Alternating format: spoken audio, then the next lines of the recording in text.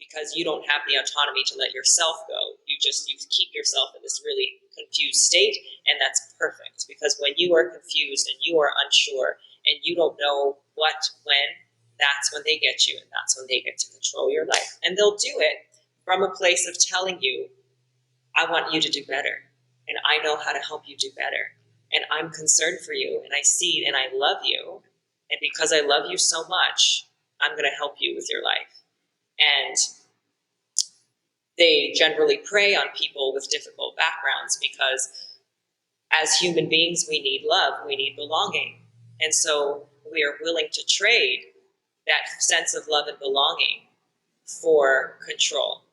So you hand over the control of your life in exchange for what you were told will be unconditional love, except that they never give you the love, and you have handed over the control.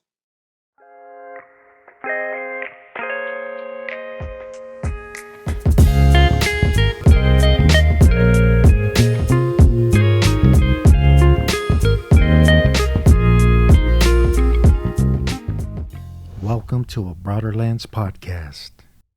Religious trauma counselor, yoga teacher, Angel DeSantis, welcome to the show. Thank you. Thank you for having me.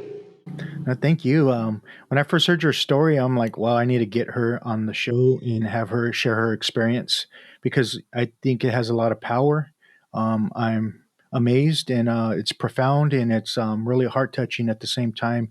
That has the power to transform people, because you really have a lot of insight. Unfortunately, you had to go through that, but without the mud, there's no lotus flower, right? Yeah. And I hear a lot of spiritual growth in you, and your message has depth and weight. So thank you for coming on again. And you grew up in a cult called the Children of God? Children of God, yes. I was born and raised in the Children of God. I was born in China, and then we moved to Japan. And so I grew up in communes all over Japan. And then I moved to my final couple of communes here in the US and Mexico. And then I left the cult in 2005 and then started my journey of understanding and all of that maybe much later. So I left in 2005 and I didn't pick up a book really until 2000. Oh, wait, no, I left in 2008 and I picked up a book in 2012. And around 2012, 2013 was when I started sort of educating myself about the world and understanding where I had been and how the impact had happened. And so the last however many years, the last decade plus, has been a lot of trying to understand and healing. So yeah, it's been a wild ride, to say the least. Yeah. Would you mind walking us through? And what's your definition of a code offhand? Or maybe we'll hear that. So a cult, and this is such a broad definition, and this covers a lot of different power structures. But I think a cult is anything where you have to defer to someone else, and someone else, some entity or some other person, can modify your behavior. So that covers actually a lot of different power structures in life. But I really think, and as we talk more and get into impact, I think that is also the most detrimental thing, is having to outsource your life. So I think a cult is any group or any sort of power dynamic with a group of people where you are not the source of your power. It is outsourced, and someone else can tell you that your human behavior is incorrect, or someone else is in charge of what your behavior should and should not be. Yeah, if you don't mind, maybe you can walk us through your experience. So I'll just start from the beginning. The working my way to understanding that I was in a cult was a very long, arduous process, because I thought I was in a community. And there's this one thing by this cult expert that he says, nobody ever joins a cult, but everyone joins a community of like-minded people. And that is always what they told me, is like, we're not in a cult, we're a loving community of like-minded people, and people hate us because we have it figured out.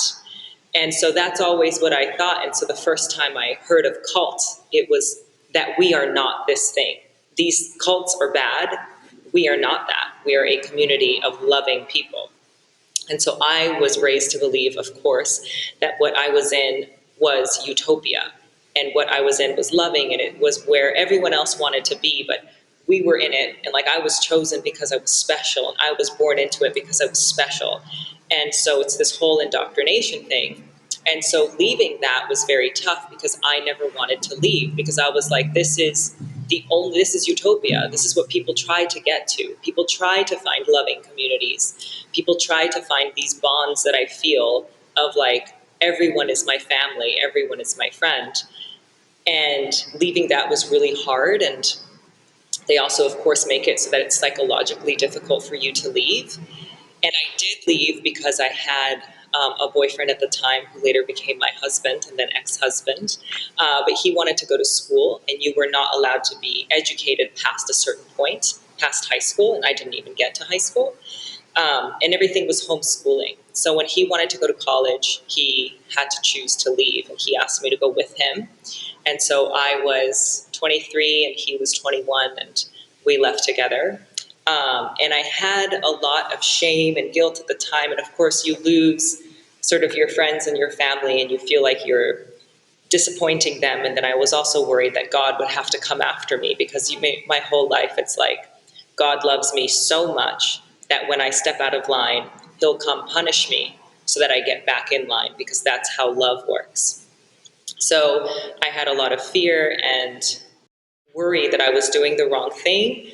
But underneath that, at my like core of cores, like at the very center of my being, I knew that I was going to be okay with this person, and I wasn't making the wrong decision. And so that's why I did it. And I still tried to like love God and pray every day and do all the things that I learned how to do in the cult. And once my survival was covered, once I was no longer worried that I was going to be homeless, and that people were going to be violent with me and all those things that they tell you, once my survival was covered, then I began to read and like feed my mind and try and understand my body. And once I started doing that, then the whole thing starts to unravel, which is why all these sorts of cults are so opposed to education.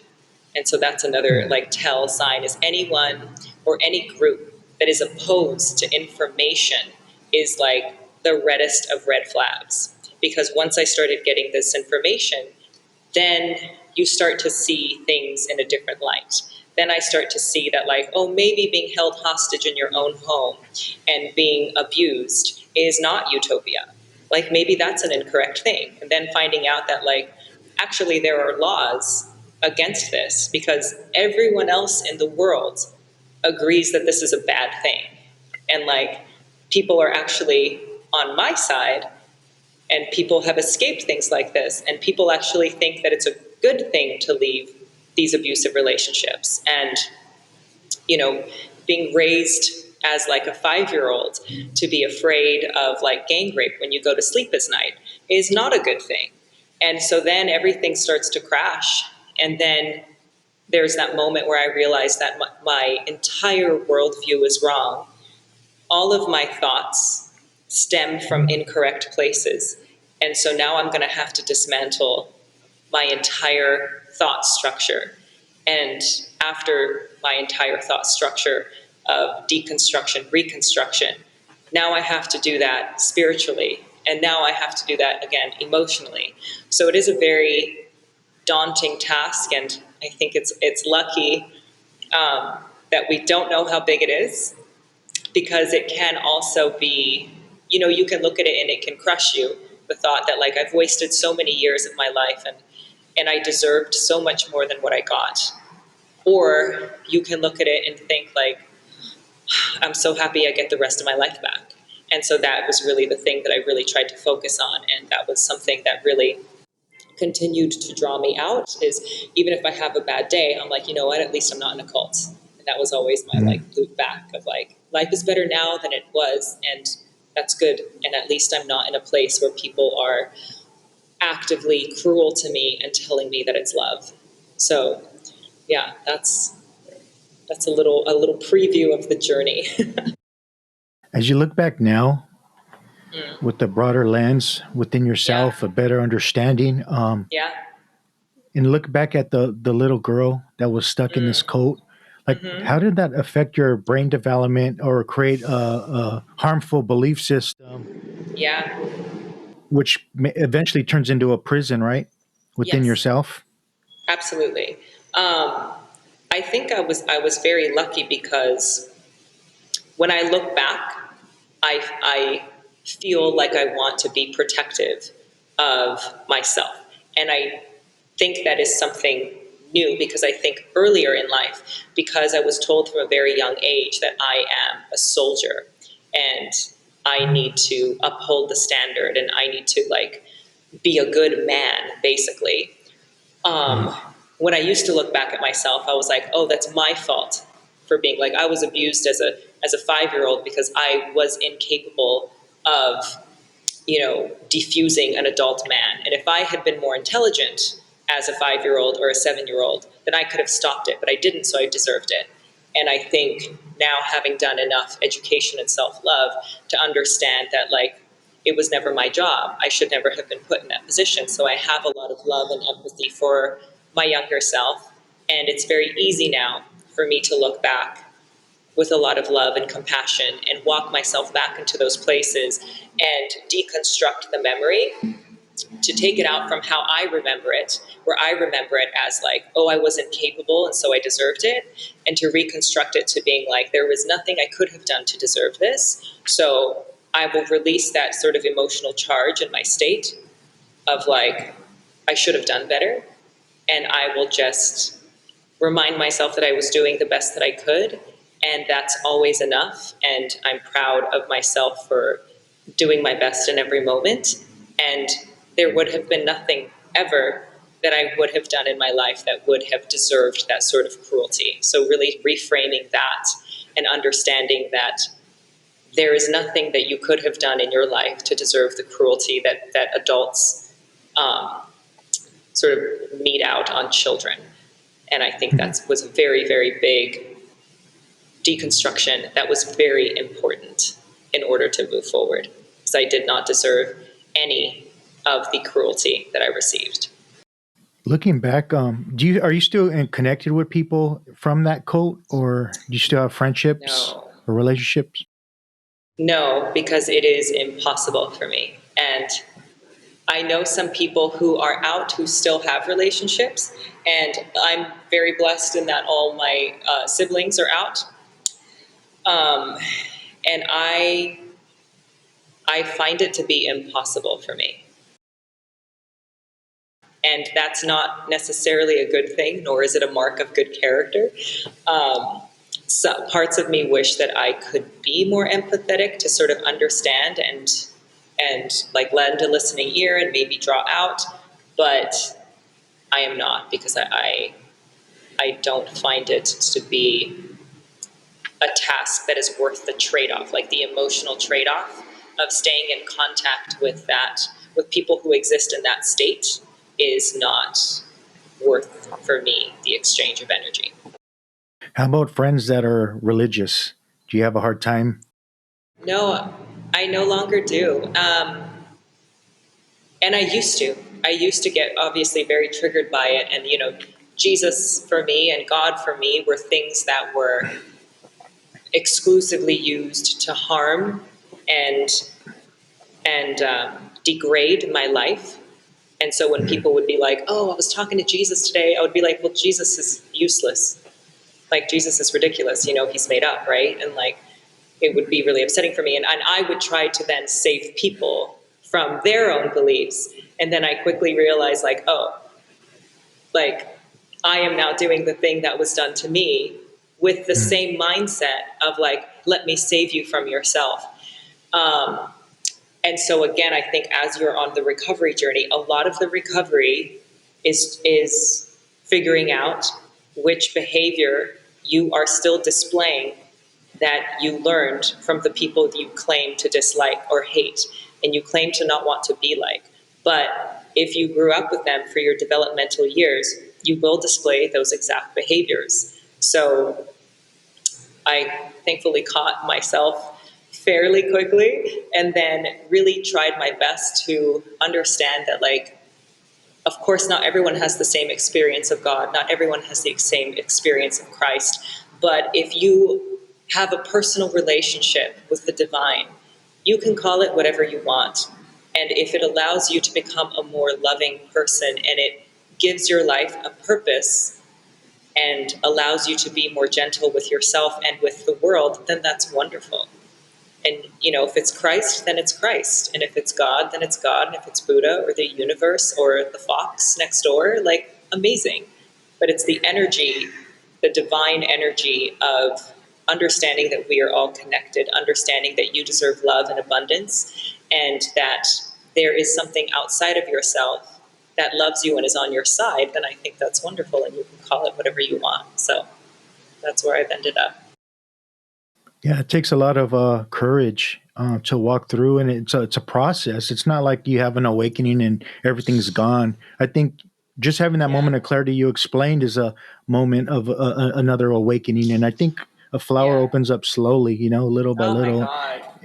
and that light of Yeah. awareness helps it blossom, and I think that's what you were Yeah. you just like myself have continued to do, and like it's hard to break patterns. It's hard to break belief systems. It's hard to let go of that stuff. And Mm. I think spirituality for me is taking responsibility for my own life, my Mm. own thoughts, my own Yeah. actions, and really practicing and being willing to create change and stay open minded and not get caught in belief systems, and Yeah. just becoming more aware to learn and Mm. grow from, you Yeah. know? What is the most recent thing that you have sort of deconstructed that you didn't know was there? Because these things are always a fun little surprise where it's like, oh, guess what? You still have this. And you're like, ah. I think I find myself right now letting go of stuff I learned from the 12 step community Mm. to be more authentic, because a lot of time, and it has a lot of good in the fellowship in the 12 step rooms. So Yeah. I got to be careful with putting it down, because there's a lot of great qualities that help me out a lot, but there's Okay. a lot of stuff where it can be cultish, where you don't Right. have authenticity. You're told what to Yeah. believe and you can't think Right. outside the box. It's kind of like, okay, this is blank blank approved literature, and you Right. can't go outside of this stuff, and you have to stay in a box. The Right. co-founder of Alcoholics Anonymous, for an example, a lot of times it's what he said, and no one could Mm-hmm. challenge what he said, and even if stuff's outdated or he just didn't know. so Yeah. Right. so letting go of that kind of stuff, that conditioning. Yeah, that's really interesting. I think there's always more to discover, which can excite you or it can depress you.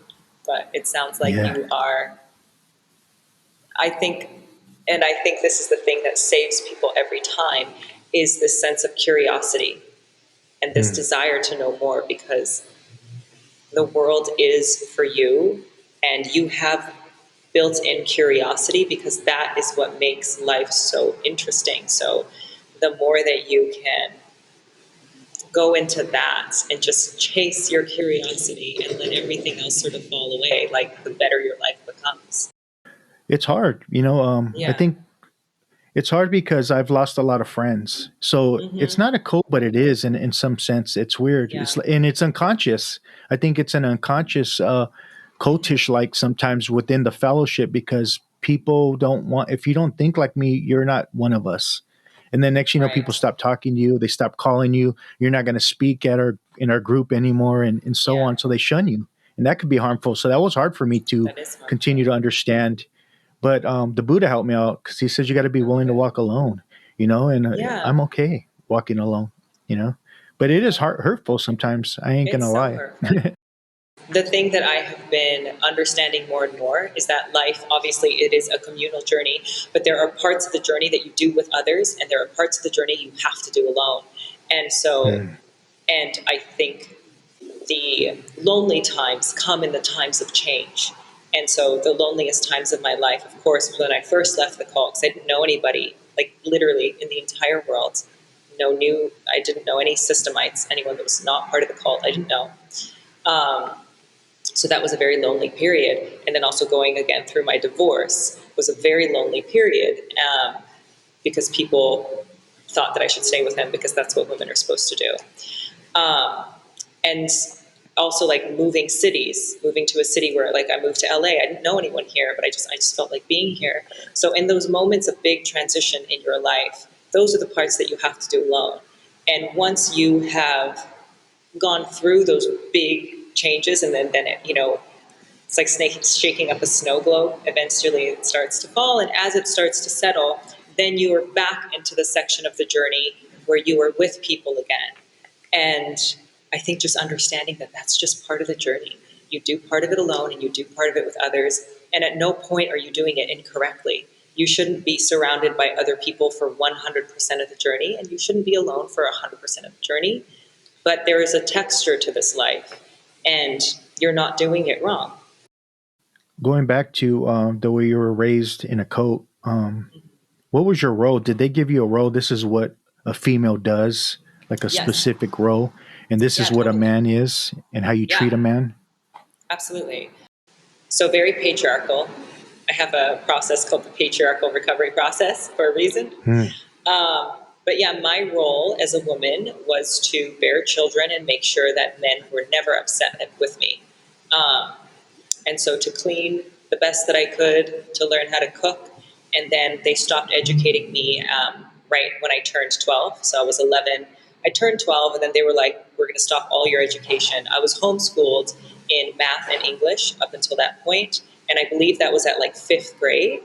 And they were like, oh, you're a woman, so you now, like now that you are hit puberty, your job now is to learn how to cook and clean, and then eventually like start having kids in the next like 2 to 3 years. So that was my role. That was what was expected of me.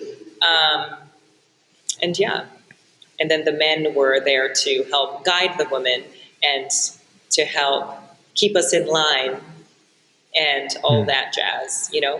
But then also growing up, they would put less kids on the street a lot. So because that was how we made our money, is none of the adults worked. They would make the children beg. So that's my childhood. Is I was in different groups. They separated you from your parents. So I grew up with my kids my age, and then I would either be in the group or I would be out on the streets begging. And then once I became 11, 12, they stopped my education, and then I would be in charge of cleaning up after lunch and cooking dinner. And that was 100% of what I was meant to do with the rest of my life. Separating yourself from your parents. I know when my father left us, it created abandonment issues within me. That little boy doesn't know how to process stuff correctly. Yeah. And I didn't know how to communicate stuff correctly. Did that affect you in any way as you see it now? Not at all. No. I mean, of course, because as children, you're meant to bond. You have to love your parents. It's intrinsic. You can't help it. And so when those bonds are severed, then nowhere is safe. And you cannot rely on anyone for anything. And so the whole structure of your life changes. And it's like on a cellular level, I just then never felt safe, because nowhere was safe for me. And then, they talk about the abuses, and they're like, why didn't you tell your parents? And I'm like, because they weren't there, and they were not a safe place when they were there, because I knew that they didn't belong to me. They were not my parents. They were part of the group. And I thought if I told them, then they would tell the group, and then I would be punished, because I was not bonded to them as their child. I was part of the group, and they were part of the group. And so there are no bonds there. So I think how it affects me later as an adult is just there's still this sense that there is nowhere to go, nowhere is safe, there is no such thing as home. And if I need anything ever at all, it's all on me. And that creates a lot of like hyper independence and other issues with like emotional bonding. Um, so yeah, I mean, definitely heavily affects. Did you feel that they didn't love you, so they gave you away? No, I just didn't No. feel, I didn't understand the concept of love. Like, because again, my concept of love is like, if you love something, you die for it. And so I'm only Yeah. allowed to love Christ and be willing to die for Christ. And so from a very young age, I was told that all of my siblings and my parents would die in the end time. So I just never had that love bond with them because I'm like, well, if we're all going to die, then it's fine, and I'll see him in heaven. And I think I felt love and bond for my younger siblings because I felt sad for them that they were going to die.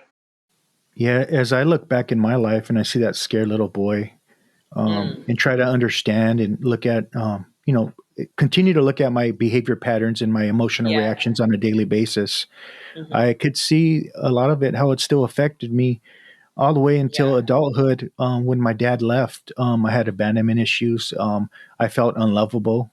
And I Yeah. remember as a little kid, because I don't know how to process this stuff, if I would have just been a better son, maybe he would have stayed with us. Because Right. I take the blame as a little child. I just don't know how to, Right. talk about this stuff. And yeah, it Yeah. affected me in so many different ways. Yeah. Even the story of Jesus, and I don't know if you're a Christian, and no offense to anybody that's a Christian, but this whole story doesn't make sense to me. God had to Interesting. kill his son, Yeah. for Yeah. you because you ain't good enough. And I'm like, Right. whoa, I don't know how to process that as a little boy. And, Right. and going to a Totally. Catholic church, I see him with blood and all that. That's Yeah. traumatizing, thinking It's so that you're not good traumatizing. enough. If you were better, God wouldn't have had to kill his son. But you're so bad, and Yeah. now you owe him. And you're like, like what now? Yeah, the whole thing. I just don't know how people bought into that. Well, it was forced originally. People were raped, Mm. killed, murdered, Yeah. ancestors until they believed a certain Until they way, and believe. then it becomes normal after a while, Yeah, believing that stuff. exactly. Yeah. But when I look at him as a spiritual teacher, Yeah. because a lot of the Bible stories come from other stories. It's not like it was Hmm. theirs, and they got stuff from the Sumerians, the Yes. Babylonians, ancient Yeah. Kemetic teachings, which is Egypt now, Hmm. and all kinds of other places. So it's not like a lot of this, even the story of Noah was created through the Mesopotamia Right. stories. So Yeah. but yeah, I don't know. It just that stuff. It still rubs me wrong. I just don't believe in Hmm. that stuff, and I don't have to. Yeah. It's not healthy for me, and so Yeah. I could be true to myself. Just because a group of people believe in that doesn't mean I have to. And that's the Yeah. beautiful part for me in spirituality is having my own path. And really, I even heard you talk about being told what God is, but being able to experience this thing what some people call God for yourself, and that's the Yeah. beauty of spirituality for me. I So, agree. has your definition changed? Have you let go of the word God, or how has that changed for you? So I have very recently come back to the use of the word God. Um, Hmm. but for a very long time, no, absolutely not, because God was such a terrible and overarching force in my life, um, and just such a bad experience. So of course, I'm not going to put that in my vocabulary. But the way that I have come back to it, and this is my idea, this is my premise for my spirituality, is that I really believe that we come to Earth. If you look at nature, this makes sense, but we come to Earth as a seed, and everything starts from a seed, and the seed contains everything in it, and it can sprout. And when it sprouts, it can turn into something completely different. Like, you know, the whole mightiest oak always started as a seed. Um, and I believe that about us. I believe that we come to earth and we are seeds, and there is a spark of the divine inside of us. And it is our privilege to be alive and to unlock that. And that is how God gets to experience itself through us, and how we get to experience God through us as well. It is, I feel, undeniable that there is another force. We are not alone in the universe, and the universe is very vast and very intelligent, and you can work with it. Mm. And so finding all that out on my own terms, based off of my personal experience with a very loving, um, a very loving entity or energy that is not harmful. It does not wish me harm. It will never punish me. It is always on my side, and it wants me to get back to the source. And that's my idea of God, is Hmm. a very overwhelming and powerful energy that would like to reconnect with the seed that it planted on earth. And so that's why I think that spirituality is very personal. It's very personal. And this whole idea of like belonging to a mega church and sourcing your spirituality from one person who is an egomaniac is incredible to me, because it is such a perversion of what the actual energy is. And it's meant to be for you. You are meant to experience God through yourself. And Hmm. that's where I've ended up. Yeah, I love that. And I love how you brought up the spark. Miser Eckhart, he was a Christian mystic. I don't know if you heard of Miser Eckhart. Uh-uh. Actually, Eckhart totally named himself after him Oh, really? How when he cool. I had didn't his know that. awakening. Yeah, but Miser Eckhart talks about the divine spark in us, and one Oh, thing I learned from really? Thich Nhat Hanh, yeah, the Zen master, he talked about selective watering that they teach in Buddhism. Okay. And that's what I love about spirituality is I can learn from different religions because they all carry the same Yeah. principles. It's just the belief Oh, systems that absolutely. create chaos and division and all that crap. Yeah. But Yeah. yeah, well, so that's what spirituality is. Like when I learn how to apply principles, spiritual principles, and learning how to be aware, more mindful, and so on, under Yeah. practice understanding, I can water the God seed within me, and then I could That's grow, beautiful. to my divine self with the capital Yeah. S. Like in the Yes. Bhagavad Gita, it talks about I am the self in all creatures. But I Yeah. got to water that seed, that water You seed of do. love and understanding and awareness, and Yeah. so I can get deeper insight of the nature of Mm-hmm. reality. So that's Yeah. been my journey. I So love and that. yeah, That's so cool. Yeah, I think yeah, it's such an thanks. important thing to come back to come back to yourself and realize that you are it. You are divine. And that is why you didn't need to necessarily follow these other things that claim to be closer to source. And also Hmm. the understanding that anyone that claims to be close to source is very far away from it. Hmm. If I show up and I'm like, oh, I have the answers. No, I don't. And if I have the answers to the universe, that means you also have the answers to the universe. Because the universe is not going to give me access to something because I'm special, but not to you because you're not special. Like that is something so man-made and so it's just a lie. Anything that I can find out about God, you can find out about God. There is no separation between you and the divine. Yeah, I love that because I don't like the term chosen people. We're chosen people. Okay, well, what about everyone else? Or if you And don't also, fit this like, who's label, choosing you? Right. yeah, exactly right. Like okay, there's going to be a judgment day or whatever, and if you don't have this Right. label, then Yeah. you're not going to go to heaven. Like, come on, really? Because label Come consciousness and on. Yeah. spirituality is ego consciousness, and Yeah. I don't know, it just doesn't sit right 100%. with me. Well, because it's Or not true. So that's yeah. why. So So true. what's the difference for you in spirituality and religion? Religion generally is organized and is sort of demanding a certain set of behaviors from you on pain of suffering. And spirituality is the desire to be better, um, from yourself, because you desire to be closer to source. And you naturally end up at the same morality and spirituality, and you end up more ethical and more loving when you are spiritual than when you are religious, because you're doing the religious things because you don't want to get in trouble, and so it's less genuine. And when you're spiritual, you're doing the things because you want to maintain a state of being that feels loving and peaceful to you. You reminded me of a Wayne Dyer quote. A lot of stuff just comes to me. I don't know why, I but love it. Wayne Dyer once said, "The truth is the truth until you organize it, and then it becomes a Yeah, lie." Jesus wasn't yeah, teaching Christianity, and Buddha wasn't teaching Buddhism. They were teaching right. love, compassion, understanding, and Yeah, forgiveness. So I love that. Thank absolutely. you. Yeah. Going back to trauma, what are some signs of religious trauma that? So I think the biggest one is that you constantly feel, especially after you leave, that you constantly feel like you are doing your life wrong. Because that is the premise of religion, is that you're doing your life wrong, you don't know how to do it, and now I will tell you how to do it right. And that's the setup for religion, is you are incapable, I can teach you how to be capable if you do exactly what I say. And so when you grow up, that means all of your thoughts are structured with that thought of personal incapability. And so when you are trying to get out of that and you are in the world, even if you claim to not believe God or the religion or whatever anymore, still there will be this thing that is eating at you, making you feel like you are incapable of living your own life and that you're secretly doing it wrong. And someone is going to find out and somehow you will be punished because you're secretly doing your life wrong.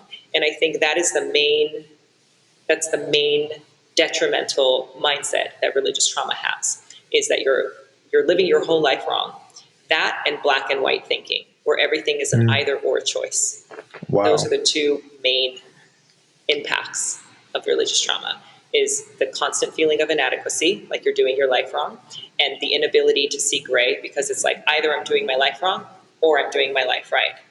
If I'm at a crossroads, I'm either going to pick the right thing or the wrong thing, as opposed to it's just two different paths. You're not going to be punished on any of them, and you can take whatever you want. This is your life. You're creating it as you go.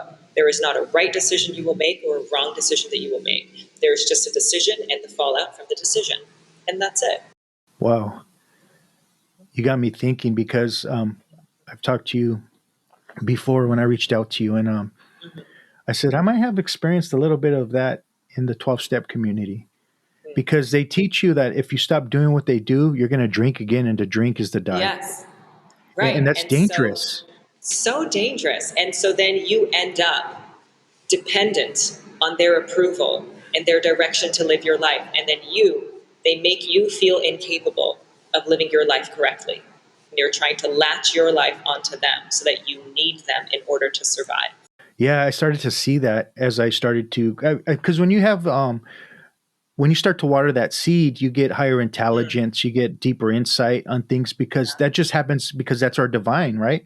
Self. Yeah. And a lot of times mystics, they would call them the seers, and you could see a lot broader, Yeah. and see things Very at a true. deeper level. And just to have understanding, because that's what we're practicing, right? Understanding and trying to become more aware. But they say all you have is a daily reprieve, contingent on the maintenance of your spiritual condition. But the word reprieve means a delay from impending punishment, you Right. know? Yeah. And like, so I'm always worried about something happening to me. I'm on Yes. survival mode all the time. And Right. that's not freedom. Yeah. I heard this thing and it was about the nervous system. And it's talking about growing up in these sort of high control things or being involved in these high control groups. And it was saying it's like, when runners are getting set up to go, you set them up at the starting line and you say ready and they get ready, and you say set and they get up and they're set. And then it's never hitting go. And so then you're just constantly in this state where you're super hyper because you're ready to go and you're just waiting for somebody to give you permission to go, and they never do. And so you live your whole life in this super hyper aware state of like, am I doing it right? Am I doing it wrong? Will someone please just like let me know if like, is it good? Is it bad? And the whole setup is that they never want you to hit go, because in that state of super hyper awareness, they can keep you confused. Mm. And they can say, we're going to let you go in a little bit. And as soon as this happens, we'll let you go. And because you don't have the autonomy to let yourself go, you keep yourself in this really confused state. And that's perfect, because when you are confused and you are unsure and you don't know what, when, that's when they get you, and that's when they get to control your life. And they'll do it from a place of telling you, I want you to do better, and I know how to help you do better, and I'm concerned for you, and I see and I love you, and because I love you so much, I'm going to help you with your life. And they generally prey on people with difficult backgrounds because as human beings, we need love, we need belonging. And so we are willing to trade that sense of love and belonging for control.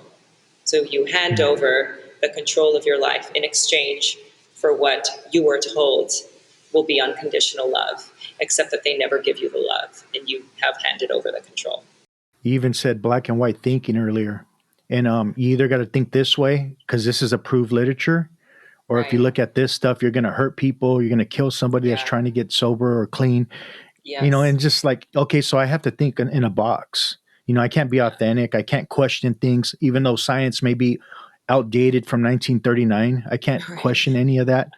It's crazy. And then they make you feel bad. People cuss you out. They turn their back on you. Okay, I'm like, wow. Let me just say this because it came to mind, and this was something that I also realized in the cult, is that the higher you are on the totem pole, the more human you are allowed to be. And the people at the bottom don't get to be human at all.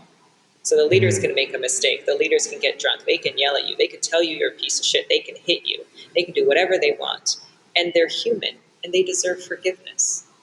But if you ever get caught with literature that they don't approve, or if you say something that they didn't like your tone, you don't get that same forgiveness, and you don't get to be even a little bit human. They get to be fully human because they are divine and they deserve all the things. So they get to be human. You never get to be human. And so you spend your life in these high control groups trying to be as little as possible of a human being, as little emotion as possible, as little curiosity, as little spark. You end up killing your own spark because you are not allowed to be human. And then the higher up you go on the chain, the more human they are allowed to be. Yeah, thank you. I was going to say something. I lost my train of thought, but yeah, once you start to organize it, man, it becomes a dogma. That's what I was going to say. Becomes really dogmatic, and I think a lot of times in the 12-step communities, not every group, but a lot of the groups, they become really dogmatic about the program. Yeah, it you can't think for yourself. You got to stick to the lingo, don't question anything, and you Yeah. get shunned. So, but I think this is all unconscious. I call it the unconscious collective. It becomes all Yeah, unconscious. I don't know if they're doing. I don't think a lot of people ain't doing it intentionally, I agree. but I it's think unconscious. I think it's ignorance because I Mm. don't think there is anything more ignorant than thinking I know how to live your life better than you know how to live your life.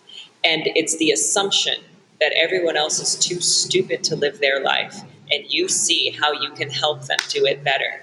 And so, from the kindness of your heart, you're going to help this stupid person do better with their stupid little life. And so, it's from a place of like massive, narcissistic, egotistical, insane, ignorant thinking. But Mm. it does come from the genuine belief that you can help someone to live their life better. And so that's where it gets messy, is because, like you said, they're not evil. They're just ignorant. But ignorance acted upon is literally exactly what evil is. And that's why these people are evil. Yeah, I love that. And ignorant means lack of knowledge, lack of insight, Mm-hmm. lack of awareness, because that dogma blinds people. And it Yeah. keeps them in a lower vibration or their lower Yeah. frequency, in my opinion.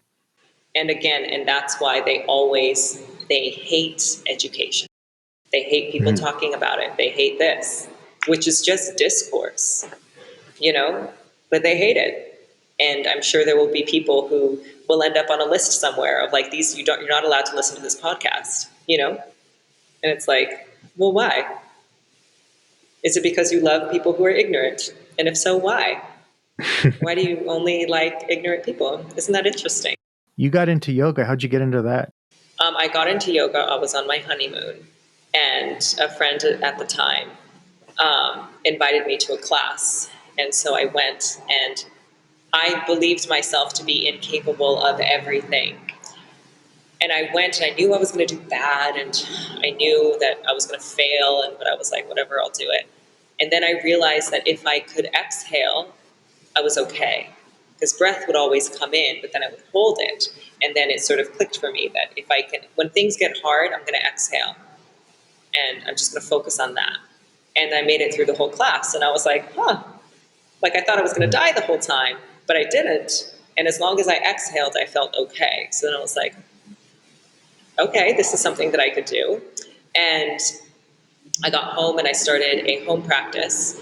And that's something that I'm working on right now is creating a platform where people can have their own home practice, because I think practicing at home is so healing. And what it did is it started creating a space for me to feel safe at home in my own body, and to open a line of dialogue between me and the sensations of my body. So it was very impactful for me in healing my nervous system. And at the end of every yoga class, you have something called shavasana, where you just lie still and it resets your nervous system. So then, for the very first time in my life, I started being in these rooms where I felt safe. And I had never felt safe before. And it played a really big part in allowing me to reset my nervous system. I think there's a fake. Well, some people put the fake Buddha quote. It makes me laugh sometimes. That American guys that become Buddhists, and all of a sudden they know everything, but no one knows what the Buddha said. No one really. It wasn't written down in writing until he was Yeah. gone years later. But the spirit of the message is there. Buddha means awakening, right? Oh, an awakening message is there, and he says they say, what did someone asked the Buddha, what did you gain from meditation? And he says, and he replied, nothing. But I'll tell you what I have lost: anxiety, Right. depression, the fear of death, and so on, so that's why I wanted to ask you that. Has that helped you release and transform and grow and become more healthier in your mindset and your belief systems and your worldview and your belief about yourself with meditation? So I think the yoga practice was paramount in healing my body, and for the first time making me feel capable when I knew I wasn't. I knew I wasn't. And so when I tried a pose that I knew I wouldn't be able to do, and I did it, I remember being so confused and so shocked that I was capable that I just sort of sat there and cried and like tried to write it off as like, oh, I'm sweaty, so I'm using a towel. But I couldn't believe that I was capable of something. And then I went home and had to sit there and be like, what else do I think that I'm incapable of that I am secretly capable of if I try? Because I would always try. I would always do my best and listen and to try hard. And when you try hard at something over and over again, you grow strength. And so I started becoming very strong. And then that was very surprising to me. But I think yoga was very paramount in also reconnecting me to others and giving me a platform in which I could be with other people with something that we enjoyed. And then when I started teaching, it started giving me access to people who were so loving to me. And then I was in these rooms with all these people who would come up to me afterwards and be like, thank you for class. And I had never, gotten a compliment in my life. And it would concern me. I would be like, they're thanking me. What do they want from me? And then just seeing consistently like, no, people are just nice.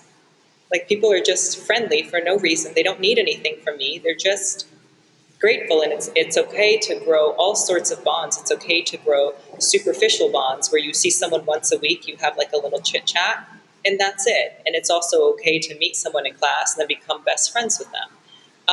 So I think it really transformed my life in that it gave me a way to reset my nervous system, which made me capable of then being with strangers and allowing those relationships to evolve and become friends. Yeah, I love that. You remind me of the Joe Dispenza quote. He talks about in the Tibetan language, the word meditation means to become familiar with. Oh, And interesting. and we start to become more familiar with our behaviors, our belief systems, the voice in the head, and that's a form of meditation. Being mindful, in my opinion, just being aware of being aware. That's what meditation. When I sit quiet and have the monkey mind, I can just entertain myself with what's flowing through my subconscious mind and my conscious mind. And as I started to learn how to live on spiritual principles, I learned that there's that saying, when the mind is quiet, the soul will speak. And I learned that I started to get a little bit quieter, little by little, as the years went by, and I could sit in meditation now, and really and be content, be at peace, and that be still, and know I am God. When I really think about that through yoga or meditation, when I be still, I can become more peaceful and concentrated, and the window of perception is a lot more clear. and it's not fogged up in the belief systems, the false persona, Right. identities, and all Yeah. that crap.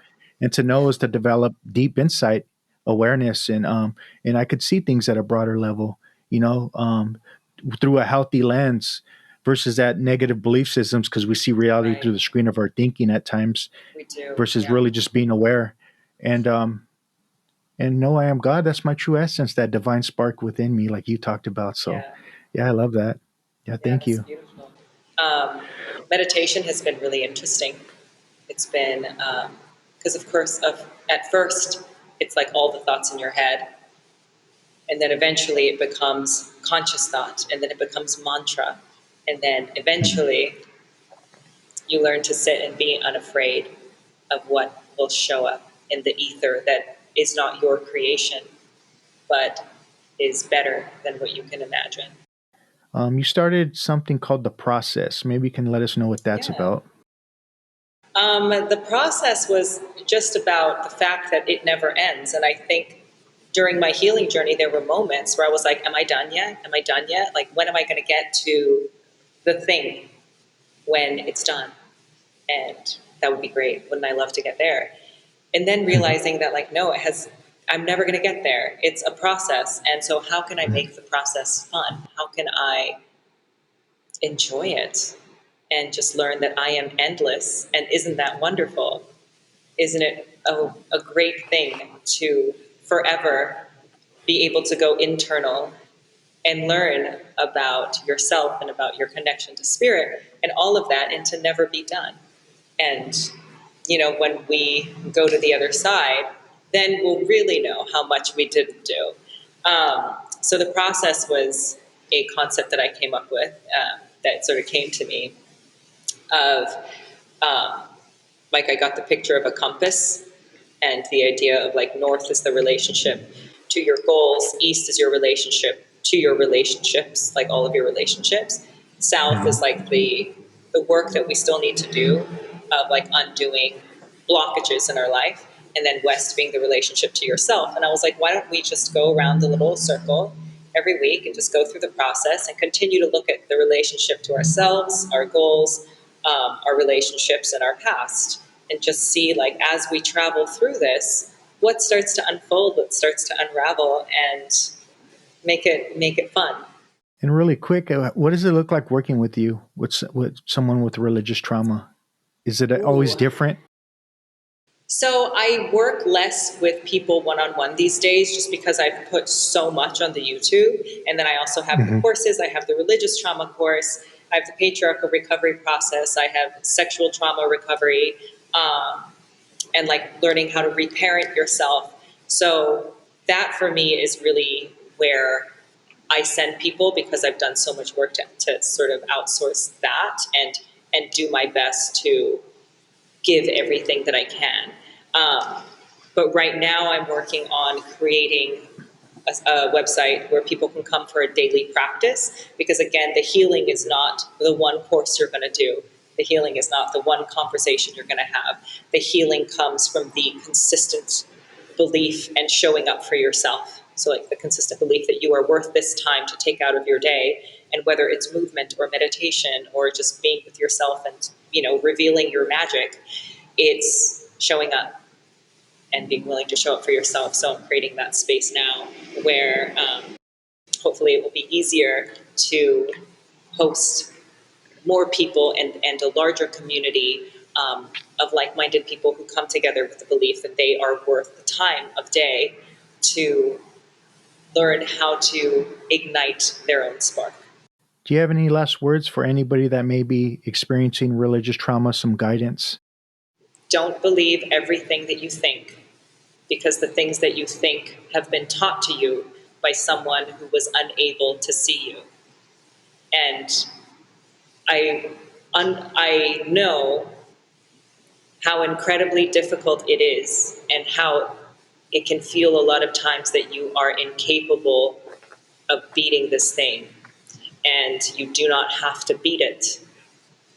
It is about learning to bring yourself to life more than it is about anything else. So if the journey starts to feel really heavy, put it down and just do something that brings more of you to life, and that's it. Yeah, thank you. You know, trauma has the power to destroy us. It also has the power to transcend us. And I heard you destroy your false self, false traumatic self, and blossom into a beautiful human being. So I appreciate that, and I appreciate your work, and I appreciate everything you're doing. Thank you. Thank you for having me on. And I love that you are Yeah, so thanks. open about your journey. And I think it's really important, especially um, for men, to step into these spaces and tell their stories and show their vulnerabilities. And, you know, being able to have the courage to do this, it does take so much strength. And so I think that you're demonstrating that really beautifully. I appreciate that because before I used to thought courage meant hitting somebody and being brave, Right. and that's what a tough guy is. But for me now, it's being able to show my emotions and be able to cry and express myself and speak the language of the heart. You know, and Yeah, that's what I've that's learned in the powerful. spiritual path through the 12-step community as well. Yeah, So, yeah, thank you. amazing. Yeah, hope to chat again. Yeah, thank you, thank Yeah, you. thank you. Take care. Namastizzle.